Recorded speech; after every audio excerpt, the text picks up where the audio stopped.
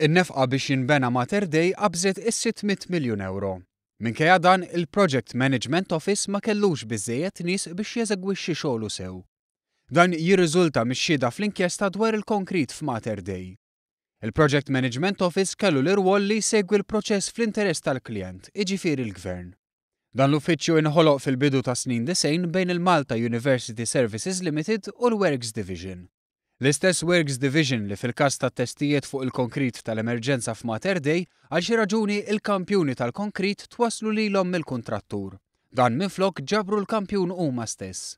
Fost l-oħrajn fix-xhieda tiegħu il-Perit Martin Attart Montaldo, Project Manager, il-menta li l-uffiċċju kellu nuqqas kbir ta' persuni jaħdmu fih u għaldaqstant ma setax ilaħħaq mad-domanda tax-xogħol. Xi ħaġa li tenna wkoll il-Perit Albert Kawki li kien Structural Reviewer u f'xogħlu kien responsabbli li jispezzjona s-sit. Fil-fatt fix-xhieda tiegħu Kawki il-menta li kien impossibbli li jissorvelja x-xogħol fis-sit sħiħ hekk kif kien hemm nuqqas ta' riżorsi umani. Mistoqsi jekk jikkonċedix li fid-dawl tar-rapporti tekniċi ppreżentati li l-Project Management Office falla, Attart Montaldo wieġeb li l-fatti juru hekk ma jistax jiġħad. Tenna li jinsab ix-xokkjat u li iva, something has gone wrong. You cannot deny it.